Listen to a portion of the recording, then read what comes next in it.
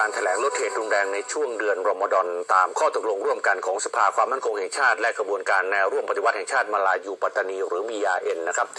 จนถึงขณะนี้ก็ยังไม่มีเหตุรุนแรงเกิดขึ้นนะครับส่วนผู้นำศาสนานักวิชาการและประชาชนในพื้นที่รวมถึงดร.สุรินทร์ พิษสุวรรณอดีตเลขาธิการอาเซียนก็เห็นด้วยกับข้อตกลงลดเหตุรุนแรงและเชื่อมั่นว่าถ้าทำได้สำเร็จจะเป็นจุดเริ่มต้นที่ดีกับการสร้างสันติภาพในจังหวัดชายแดนภาคใต้ครับดีใจและก็รู้สึกภาคภูมิใจที่สังคมก็อยากได้สิ่งดีๆจากพูดคุยเจรจา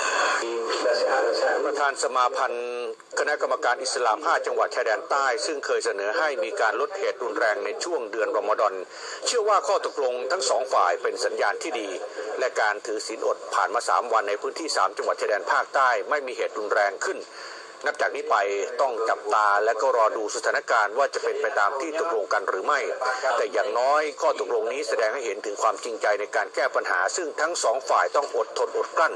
และช่วยกันควบคุมสถานการณ์เพราะว่าอาจจะมีกลุ่มที่ไม่เห็นด้วยกับแนวทางนี้สร้างสถานการณ์ขึ้นสิ่งที่น่าเป็นห่วงก็คือว่ากลัวว่าสิ่งที่ได้ประกาศไว้เนี่ยจะไม่เป็นไปตามที่ได้ประกาศอันเนื่องมาจากว่าจะมีปัจจัยคนที่ไม่เห็นด้วย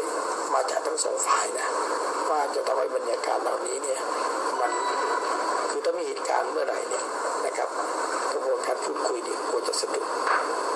นะครับเพราะฉะนั้นนี่ทั้งสองฝ่ายควรที่จะอดทนกลั้นให้มากที่สุดรวมทั้งประชาชนชาวไทยด้วยนะครับเพราะว่า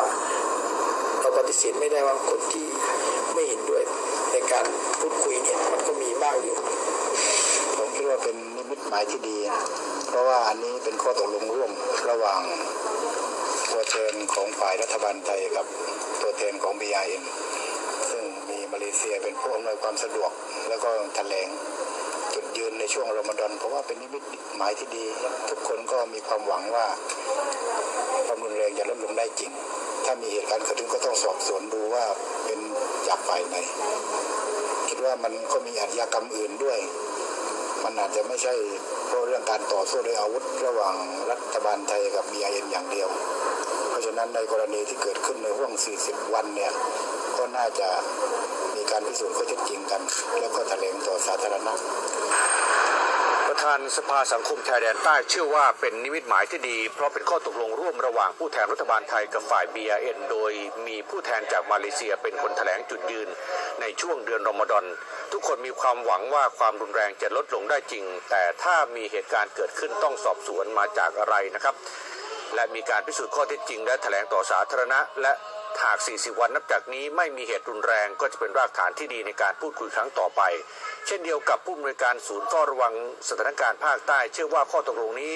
เป็นพัฒนาการอีกหนึ่งก้าวของการพูดคุยเพื่อสันติภาพซึ่งในครั้งต่อไปต้องหาความชัดเจนเรื่องข้อตกลงข้อเสนอ5ข้อของ BRN รวมถึงการยุติความรุนแรงในระยะยาวครับเริ่มต้นนะจากเริ่มต้นจนจุดนี้ประมาณ4 เดือนเนี่ยแล้วสามารถที่จะมาถึงจุดที่สามารถจะทำความเข้าใจความตกลงร่วมกันเพื่อจะทำให้เกิดการหยุดยิงชั่วคราวได้นะซึ่งก็เป็นข้าวที่ว่าเป็นในแง่ประวัติศาสตร์แล้วก็เป็นสิ่งใหม่นะที่เราสามารถจะทำได้เราคาดว่ามันจะเป็นได้จริงนะแต่หากว่าเป็นอย่างที่คิดเนี่ยมันก็จะเป็นการปูพื้นฐานให้กับการพูดคุยสันติภาพครับก็อยากจะได้เรียนหรือวิงวอนต่อพี่น้องคนไทยทั้งประเทศนะครับโดยเฉพาะในกรุงเทพมหานครหรือในภูมิภาคอื่นคือเข้าใจดีว่าท่านประสบกับความรุนแรงแล้วบางครั้งญาติพี่น้องก็ประสบกับความสูญเสียแต่ว่าเราคงอยากจะให้ความรุนแรงเนี่ยมันมีทางออก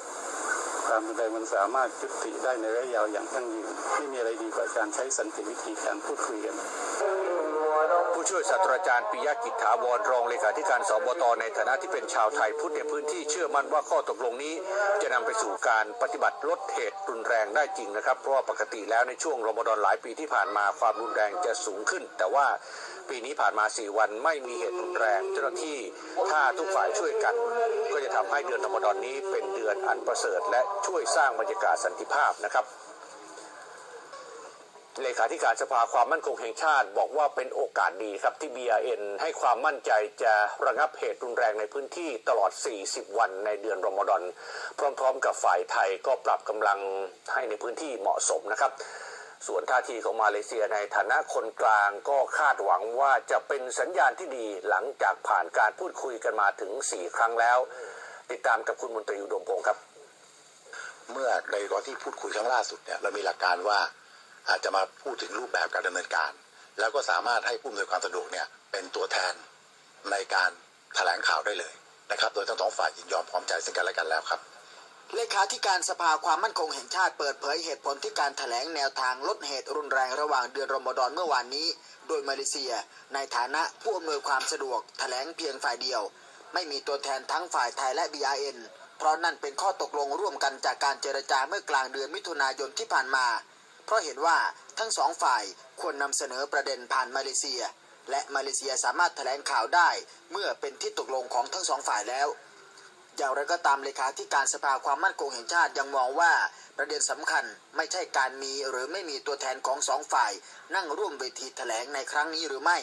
แต่กลับอยู่ที่เนื้อหาของข้อเสนอทั้งสองฝ่ายโดยเฉพาะ BRN ที่ใช้คำว่าจะยุติเหตุรุนแรงไม่ใช่แค่เพียงลดเหตุเท่านั้นไม่ใช้คำว่าลดนะในส่วนของ BRN เนี่ยเขาใช้คำว่ายุติเหตุเลยซึ่งตรงนี้เราก็คงจะต้องดูความเป็นรูปธรรมต่อไปแต่ถือว่าดีมากครับผมครับมันตรงความมุ่งหมายที่เราพูดคุยกันแนวทางที่ตกลงกันไว้ก็คือเมื่อมีเหตุเกิดขึ้นมาเนี่ยเราสามารถสื่อสารผ่านผู้อำนวยความสะดวกผู้อำนวยความสะดวกก็จะสื่อสารไปถึงเขานะครับและภายใน 48 ชั่วโมงเขาก็จะมีคำตอบกลับมาที่ผู้อำนวยความสะดวกครับขณะที่แนวทางของรัฐที่เสนอผ่านมาเลเซียและแถลงเช่นกันเมื่อวานนี้ยังคงย้ำว่าเป็นการปรับกำลังให้เหมาะสมกับสถานการณ์ในช่วงเดือนรอมฎอนโดยเฉพาะการลดแผนการบุกค้นในเชิงรุกแต่จะเน้นปฏิบัติการเชิงรับให้เข้มข้นยกเว้นเหตุการณ์เฉพาะหน้าที่ต้องดำเนินการตามกฎหมายมาตรการเชิงรุกเข้มข้นก็หมายถึงการปิดล้อมตรวจค้นที่เราปฏิบัติมาค่อนข้างถี่เนี่ยนะครับเราก็จะถอนตัวนี้ลงยกเว้นกรณีที่เป็นเหตุการณ์เฉพาะหน้าเราจะต้องดำเนินการเพราะเป็นเรื่องตามกฎหมายที่จะเมื่อเหตุร้ายเกิดขึ้นนะครับและก็ทันต่อสถานการณ์ส่วนมาตรการที่2เนี่ยเราจะเน้นน้ำหนักตรงนี้ครับคือมาตรการเชิงรับแบบเข้มข้นคือการดูแลสถานที่สำคัญนะครับต่างๆแล้วก็ของพวกซอฟต์ทาร์เก็ตการแถลงของผู้อำนวยการสะดวกการพูดคุยซึ่งแม้แต่ดาโตสรีซัมซามินก็ออกตัวว่านี่เป็นประเด็นที่อ่อนไหวแม้ที่ผ่านมามีผู้พยายามติดต่อขอข้อมูลแต่เขาหลีกเลี่ยงที่จะให้ข้อมูลมาตลอดจนกว่าจะมีความชัดเจน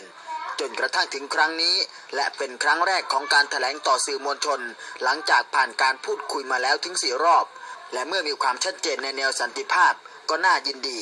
I'd like to add here that the Secretary acknowledges and the statement by the Secretary General of the OIC, which welcome the peace initiative during Ramadan. ไม่เพียงเท่านั้นชื่อของกลุ่มพูโลและ BIPP ก็ถูกหยิบยกถึงในเวทีการแถลงข่าวว่าเป็นกลุ่มที่มีการพูดคุยสันติภาพเพียงแต่กำลังหลักและแนวทางการพูดคุยเน้นไปที่ BRN. Actually, in the present peace talk, you have the BRN, you have the PULU, and the BIPP.